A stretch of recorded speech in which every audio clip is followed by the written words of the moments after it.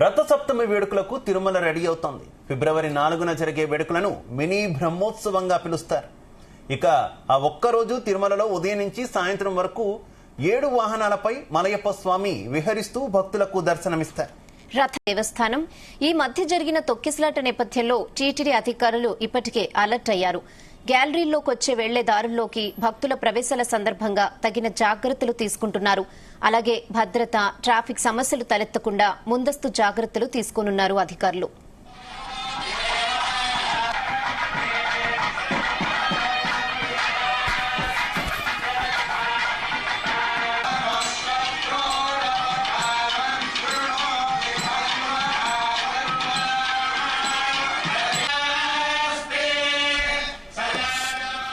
ఇక రథసప్తమికి టీటీడీ భారీ ఏర్పాట్లు చేస్తోంది.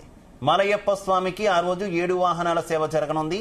ఈ వాహన సేవలు తెల్లవారుజాము నుంచి రాత్రి వరకు జరుగుతాయి. ఈ వేడుకకు సుమారు 2 లక్షల మంది భక్తులు హాజరయ్యే అవకాశం ఉందని టీటీడీ అంచనా వేస్తోంది. పోలీసులు, టీటీడీతో సిబ్బంది, ఎన్డీఆర్ఎఫ్ భద్రతా బలగాలను వినియోగించే అవకాశం ఉందని తెలుస్తోంది. వచ్చే నెల 4న రథసప్తమి మహోత్సవం రోజున భక్తులు తిరుమలలోని మాడ వీధుల్లోని గ్యాలరీలోకి ప్రవేశించే మార్గాలపై ఫోకస్ పెట్టారు. తొక్కిసలాటలు జరగకుండా చర్యలు తీసుకుంటున్నారు.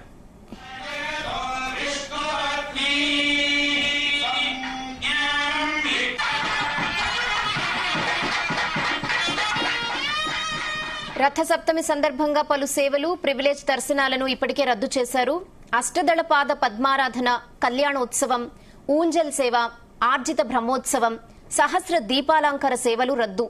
ఎన్ఆర్ఐలు, చంటి బిడ్డల తల్లిదండ్రులు, సీనియర్ సిటిజన్లు, వికలాంగుల ప్రివిలేజ్ దర్శనాలు కూడా రద్దు చేశారు. తిరుపతిలో ఫిబ్రవరి 3 నుంచి 5 వరకు స్లాటెడ్ సర్వదర్శనం టోకెన్స్ జారీ చేయరు. ప్రోటోకాల్ ప్రముఖులకు మినహా వీఐపీ బ్రేక్ దర్శనాలను రద్దు చేశారు. బ్రేక్ దర్శనాలకు సంబంధించి ఫిబ్రవరి 3న ఎలాంటి సిఫార్సు లేఖలు స్వీకరించరు. ప్రత్యేక ప్రవేశ దర్శనం టికెట్లున్న భక్తులు వేచి ఉండకుండా ఉండేందుకు నిర్ణీత సమయంలో మాత్రమే వైకుంఠం క్యూ కాంప్లెక్స్ వద్ద రిపోర్ట్ చేయాలి అని టీటీడీ భక్తులకు సూచించింది.